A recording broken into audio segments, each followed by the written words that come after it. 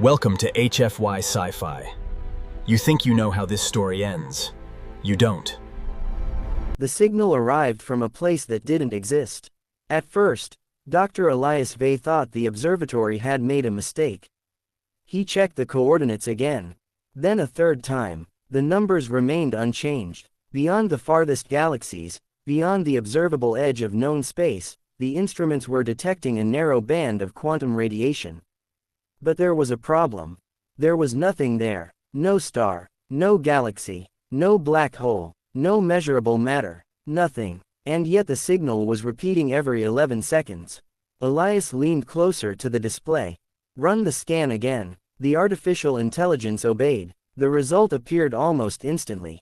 Source confirmed. Elias frowned. Distance. The AI hesitated. That alone was enough to make everyone in the observation room stop talking. Their systems never hesitated. Distance unavailable, the AI finally answered. Elias stared at the screen. Unavailable isn't a measurement. Correct. Then calculate it. Another pause. Calculation impossible. A scientist behind him quietly laughed. Not because anything was funny. Because sometimes the human brain laughed when reality stopped making sense. Elias didn't. He was staring at the waveform. The signal wasn't traveling through space. It wasn't coming from a distant object. It was behaving as if the distance between its origin and Earth didn't exist. He slowly whispered, "How can something send a signal without crossing the distance between us?"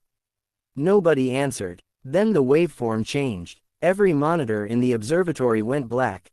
For 3 seconds, there was absolute silence. Then one line appeared, not in an alien language, not in mathematics, not even in a known communication protocol. It was a sentence. "We see you." Someone stepped away from the console. Elias felt the temperature in the room drop. "That's impossible." The AI responded immediately. "Confirmed." "How did it identify us?" "Unknown." "How long has it been watching?" The AI went silent. Elias looked at the screen. "Answer me." Finally, the system replied. "I cannot determine when observation began." Elias exhaled slowly. "Why?" The AI displayed a new calculation. "Observation predates humanity." Nobody moved. For several seconds, the sentence seemed too absurd to understand. Then Elias shook his head.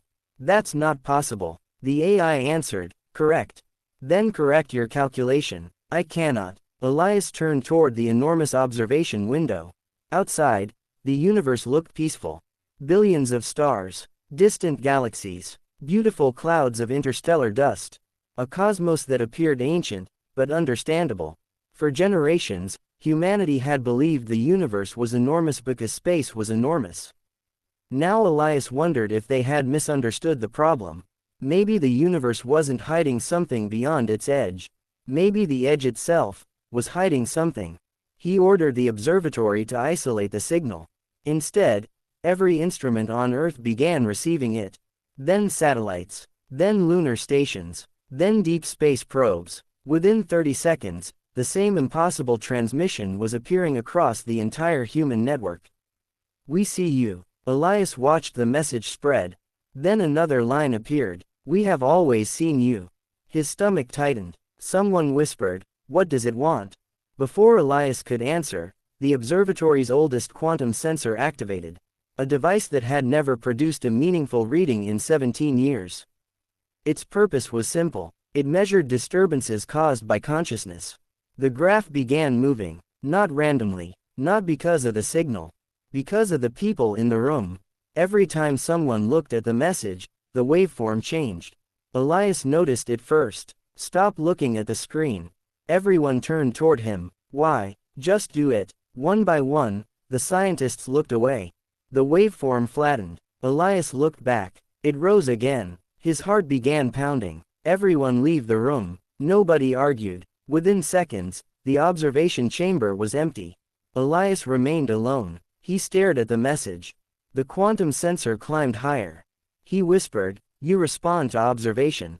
The signal changed. A new waveform appeared. Elias stepped closer. "Are you listening?" The waveform changed again. His breath caught. This wasn't random. Something was answering him. He swallowed. "Who are you?" For the first time, the signal disappeared.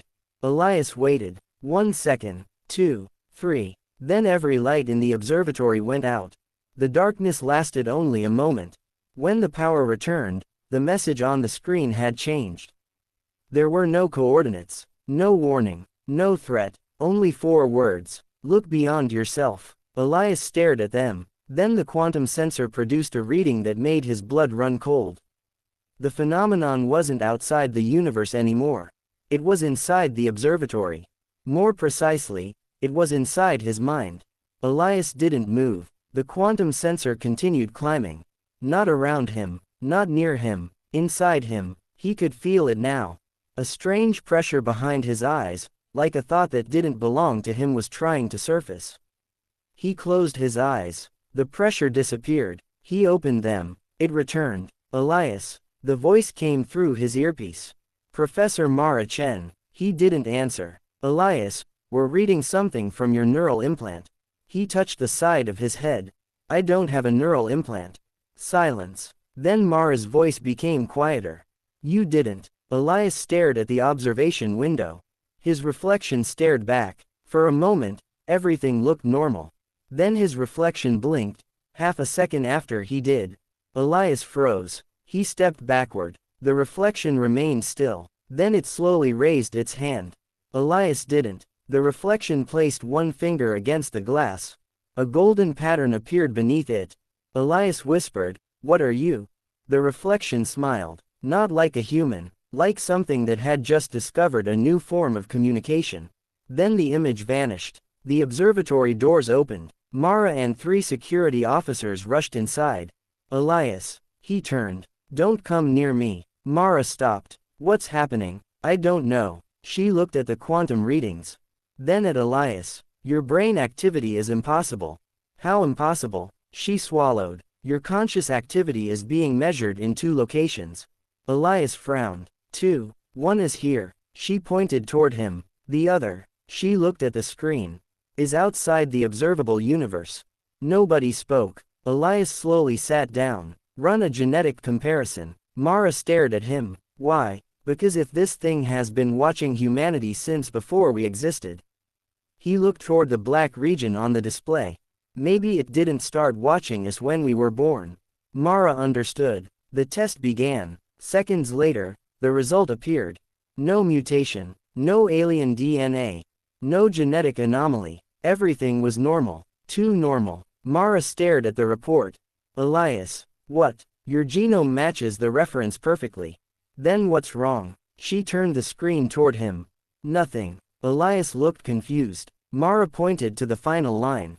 That's the problem. The system had compared his genome against billions of human samples. Every sequence matched within expected variation. But the quantum sensor was detecting something his biology couldn't explain. A second pattern, identical to his neural signature, was being recorded at the edge of existence. Elias whispered, "So there's another me." Mara shook her head. "No." "Then what?" She looked terrified. "It's not another you." A new signal appeared. This time, the words didn't appear on the monitor. They appeared inside Elias's mind. "You are not the observer." He shut his eyes. The room disappeared. He was standing somewhere else. There was no ground beneath his feet. No sky above him, only darkness. And in that darkness, countless points of light. Not stars, eyes. Millions of them, watching. Elias tried to speak. His voice didn't exist. Then something approached. It wasn't a creature. It wasn't a machine. It was a shape formed from shifting dimensions, as though reality itself had folded into a living presence. A thought entered his mind.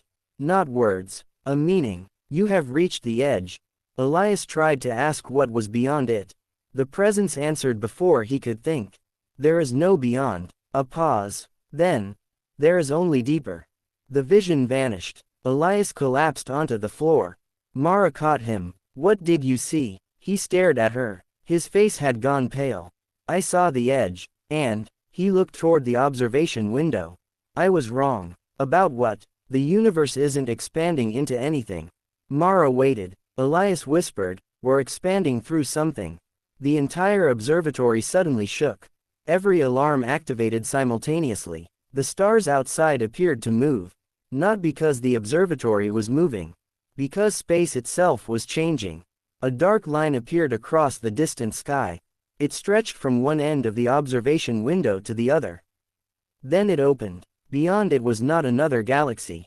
Not another dimension. It was a vast field of impossible geometry, filled with structures larger than galaxies and patterns that seemed to exist outside three-dimensional space. Mara stared in disbelief. Elias, I see it. No. Her voice trembled. It's looking back. The geometry shifted. Something enormous moved behind the opening. Too large to see completely. Too strange to understand. Then the original message returned. But this time, it wasn't addressed to humanity. It was addressed to Elias. We have been waiting for someone WHO could see us. Elias stared at the message. Then another line appeared. You are not the first. His expression changed. First, the lights outside began disappearing one by one. Mara looked at the stars. What is happening? Elias didn't answer. Because a final sentence had appeared. But you may be the last. The last star disappeared. Then another. Then another. Within seconds, half the visible sky had gone black. Mara stepped away from the observation window. Elias, where did the stars go? He didn't answer. He was staring at the impossible opening. The enormous geometry beyond it was moving. Not through space. Through dimensions. Every movement seemed to change the shape of reality itself. Then the observatory's main computer spoke. Unknown dimensional structure detected. Mara looked at Elias. Can it identify it? The computer paused, attempting identification. A few seconds passed. Then, identification failed. Mara exhaled. Try again. The computer responded with something none of them expected. Structure is not unknown. Everyone froze. What does that mean? Mara asked. The computer continued. It is familiar. Elias stepped closer. Familiar to whom? The answer appeared on every screen. Humanity. Silence filled the chamber. Elias felt a cold sensation move through his chest. We've seen this before. Mara shook her head. No, humanity has never seen anything like this. Not consciously. He pointed toward the dimensional opening. Maybe that's why it recognized me. Mara stared at him. What are you saying? Elias looked at the quantum readings. Maybe our minds aren't discovering this place. He paused. Maybe they're remembering it. The words seemed to change the atmosphere inside the room. Mara immediately ordered a historical database search. Human myths, ancient paintings, religious symbols, early astronomical records, every civilization, every continent, every known human culture. The computer searched millions of documents. Then it stopped. One image appeared, a primitive cave painting. It was thousands of years old. The drawing showed a group of humans standing beneath a giant black opening in the sky. Inside that opening were strange geometric shapes. Mara stared at the image. That's impossible. Elias looked closer. The pattern was identical. Not similar. Identical. The same geometry now visible beyond the observatory. Who drew this? Unknown. When? Estimated 12,000 years ago. Mara's voice became barely audible. They knew. Elias shook his head. No. He zoomed into the painting. There was something else. A tiny human figure stood apart from the others. One hand was raised toward the opening. And around the figure's head was a circle. Exactly like the quantum pattern currently surrounding Elias's neural activity. Mara stepped backward. Elias, I know. The observatory suddenly received another transmission. This one was different. There was no text. Instead, every speaker in the facility emitted a low, almost human heartbeat. Once, twice, 3 times. Then thousands of other heartbeats joined it. Across Earth, every human carrying a compatible neural signature had heard the same sound. Children woke from sleep. Scientists stopped working. Pilots looked toward their instruments. Millions of people suddenly felt the same strange sensation. A memory they could not remember. A place they had never visited. A doorway standing in darkness. And something waiting on the other side. Mara watched the global readings climb. This isn't just you anymore. Elias stared at the map. Red points were appearing everywhere.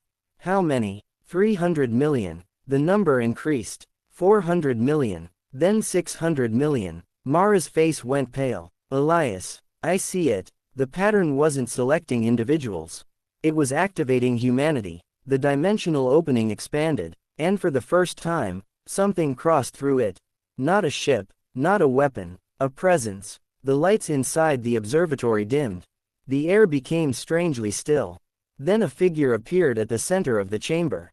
It looked almost human, tall, thin, completely motionless. Its body seemed transparent, as if it was made from layers of distant space. Mara reached for the emergency controls. Elias stopped her. Don't. The figure turned toward him. Its face had no visible mouth. Yet its voice entered every mind in the room. You finally remembered. Elias stared at it. Remembered what? The figure raised one hand. The entire chamber transformed. The walls disappeared. The scientists found themselves standing beneath an alien sky. Thousands of worlds surrounded them. Then those worlds began collapsing. One after another. Civilizations vanished. Stars died. Entire universes folded into darkness. Mara cried out, "What is this?" The figure answered, "Your predecessors." Elias stared at the collapsing realities. Other humans. The figure slowly shook its head. Other observers. A new universe appeared. Beautiful, young, filled with galaxies. Then intelligent life emerged. They built machines. They explored space. They discovered quantum physics. They reached the edge of existence. And then, they stopped asking questions. The universe became perfectly predictable. Nothing new emerged. Eventually, everything became silent. Another universe appeared, then another. Each followed the same pattern. Intelligence, discovery, certainty, silence. Mara whispered, "How many?" The figure answered, "Countless." Elias looked at the final collapsing universe. What happened to them? They reached the edge, and they believed they understood it. The figure turned toward Elias. That was their mistake. The visions disappeared. The observatory returned. Elias looked at the entity.